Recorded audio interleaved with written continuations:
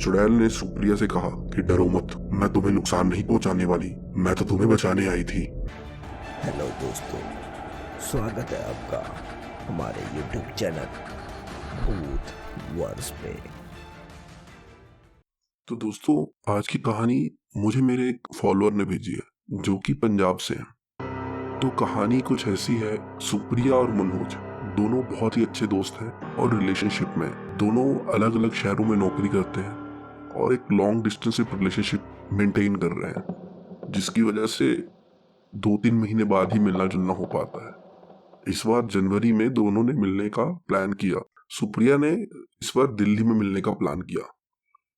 18 जनवरी को दोनों दिल्ली पहुंच गए और बस स्टैंड पे मिलते ही दोनों के एक दूसरे के गले लगे और सुप्रिया ने कहा, मनोज तुम्हें पता है मैं तुम्हें कितना मिस करती हूँ। मनोज ने कहा, हाँ मैं भी तुम्हें बहुत मिस करता हूँ। और फिर दोनों वहां से कैब बुक करके होटल की तरफ चल पड़े। लगभग आधे घंटे में दोनों होटल पहुंच गए। होटल पहुंचकर दोनों फ्रेश हुए और उन्होंने कुछ खाना खाया। खाना खाने के बाद वो दोनों घूमने के लिए निकल गए। दिल्ली में उन्होंने घूमने की जितनी भी जगहें थी सबकी लिस्ट बना रखी थी और सुबह से शाम तक दोनों घूमते रहे। शाम में थकने की वजह से सुप्रिया ने मनोज को कहा कि चलो अब होटल चलते हैं, बाकी कल घूमेंगे। और फिर दोनों होटल की तरफ रवाना हो गए। होटल पहुंचकर दोनों बेड पे बैठे और आपस में बातें करने लगे। दूर रहने की वजह से, क्योंकि बहुत दिनों बाद मिलना हो पाता था, दोनों खुल के अपने दिल की बातें एक दूसरे से शेयर करने लगे। बातें करते करते दोनों एक दूसरे के पास आ गए और मनोज ने सुप्रिया के माथे को चूम लिया।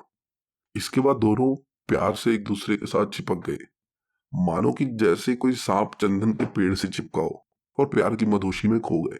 कुछ देर बाद उनको एक अजीब सी आवाज सुनाई दी। ये बात बाथरूम में से आ रही थी। ऐसा लग रहा था कि किसी के नाखून खींचने की आवाज हो। सुप्रिया को डर सा लगा और उसने मनोज को देखने के लिए बोला। मनोज बाथरूम में देखने को गया तो वहां कुछ नहीं मिला। मनोज ने आके कहा कि अरे वहां तो बिल्ली थी और कुछ नहीं। सुप्रिया ने कहा, ओ सॉरी, खामखा मैंने तुम्हें डरा दिया। और दोनों फिर आपस में बातें करने लगे। मनोज ने सुप्रिया से कहा कि क्या हम साथ नहीं रह सकते। सुप्रिया ने कहा, हाँ मेरी भी यही कोशिश है कि हम हमेशा के लिए साथ हो जाएं और साथ में रहें।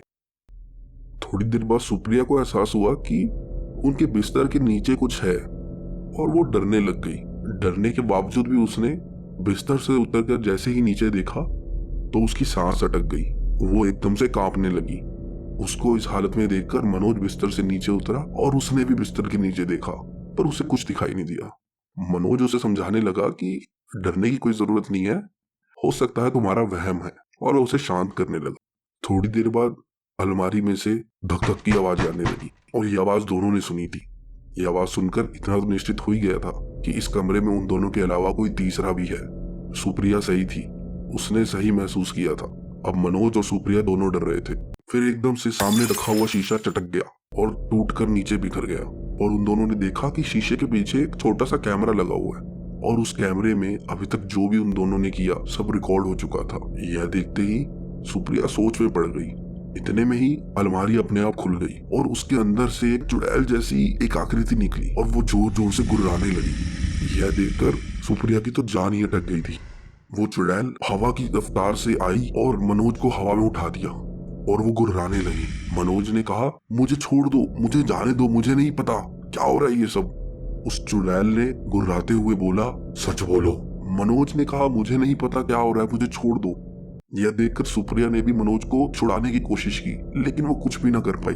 फिर उस चुड़ैल ने कैमरे की तरफ इशारा किया और मनोज को और हवा में ऊपर उठा दिया। इसके बाद मनोज बोला, हाँ यह कैमरा मैंने ही लगाया है। जब सुप्रिया बाथरूम में गई थी तो ये कैमरा मैंने चुपके से वहां लगा दिया था ताकि मैं उसे ब्लैकमेल कर पाऊं। मैं उसे ब्लैकमेल करके अपने साथ रखना चाहता था। यह सुनकर सुप्रिया के पैर के नीचे से जमीन खिसक गई। वह जमीन पर बैठ गई और रोने लगी। इतने में उस चुड़ैल ने मनोज को हवा से उठाकर जमीन पर पटक दिया और उस टूटे हुए शीशे के कांच को लेकर उसकी छाती में तब तक मारती रही जब तक कि वो लहूलुहान न हो गया। यह सब देखकर सुप्रिया की तो जान निकल चुकी थी। उसे लग रहा था कि अब उसकी बारी है। महेश को मारने के बाद वो चुड़ैल सुप्रिया की तरफ बढ़ी और उसके पास आकर खड़ी हो गई। सुप्रिया ने उसे कहा कि मुझे छोड़ दो, मुझे जाने दो, मैं निर्दोष हूँ, मैंने कुछ नहीं किया।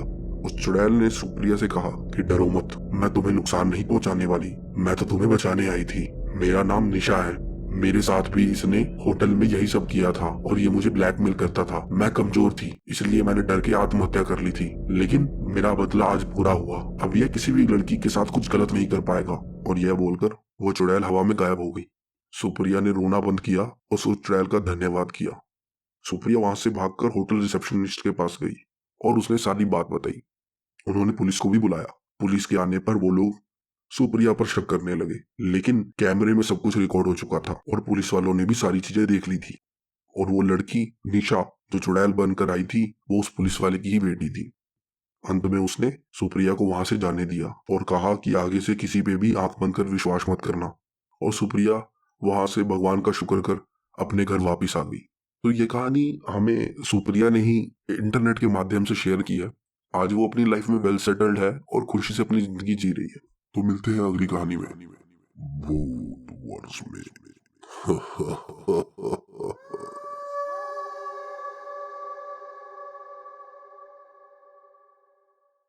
तो दोस्तों, आज की कहानी मुझे मेरे एक फॉलोअर ने भेजी है जो कि पंजाब से है। तो कहानी कुछ ऐसी है, सुप्रिया और मनोज दोनों बहुत ही अच्छे दोस्त हैं और रिलेशनशिप में दोनों अलग अलग शहरों में नौकरी करते हैं और एक लॉन्ग डिस्टेंस रिलेशनशिप मेंटेन कर रहे हैं, जिसकी वजह से 2-3 महीने बाद ही मिलना जुलना हो पाता है। इस बार जनवरी में दोनों ने मिलने का प्लान किया। सुप्रिया ने इस बार दिल्ली में मिलने का प्लान किया।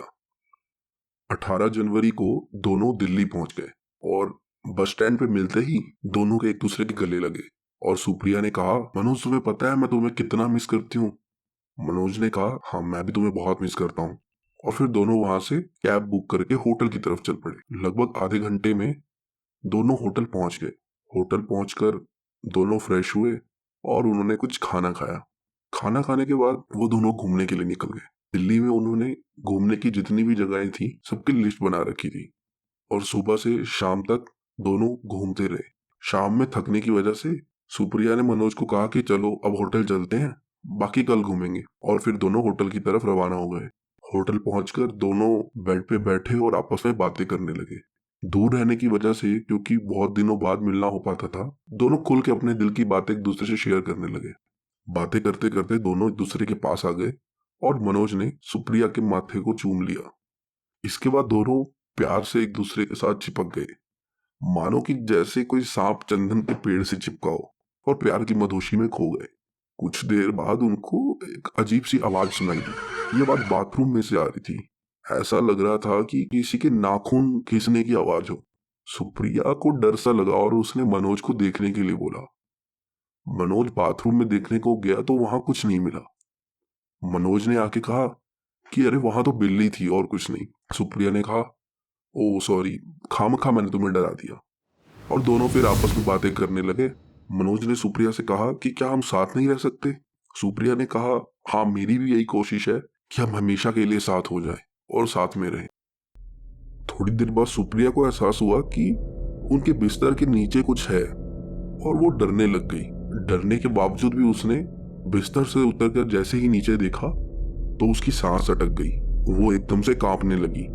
उसको इस हालत में देखकर मनोज बिस्तर से नीचे उतरा और उसने भी बिस्तर के नीचे देखा, पर उसे कुछ दिखाई नहीं दिया।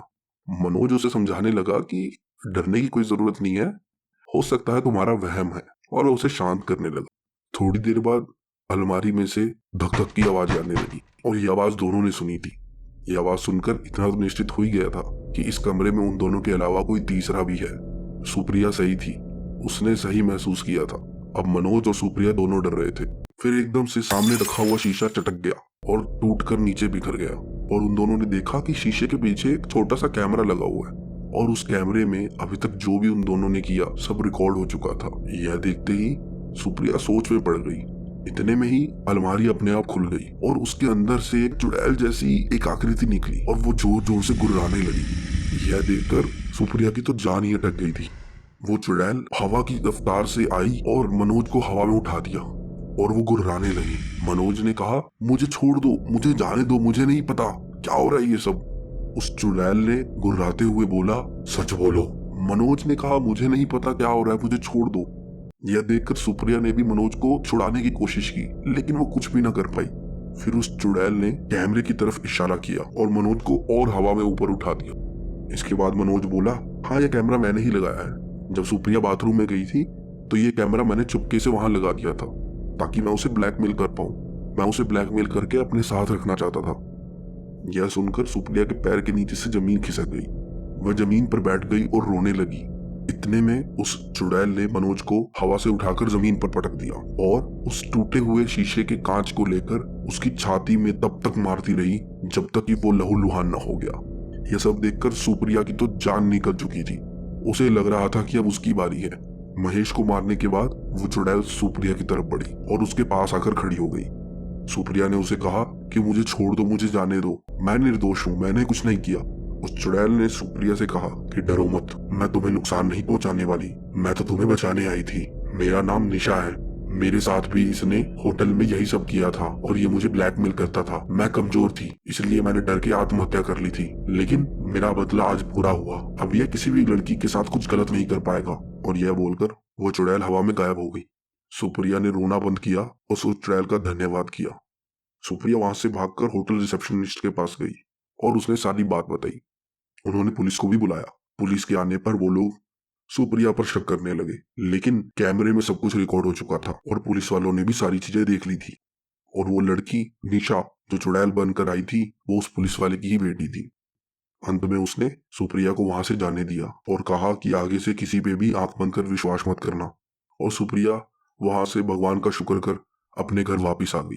तो ये कहानी हमें सुप्रिया ने ही इंटरनेट के माध्यम से शेयर की है। आज वो अपनी लाइफ में वेल सेटल्ड है और खुशी से अपनी जिंदगी जी रही है। तो मिलते हैं अगली कहानी में, भूत वर्ष में।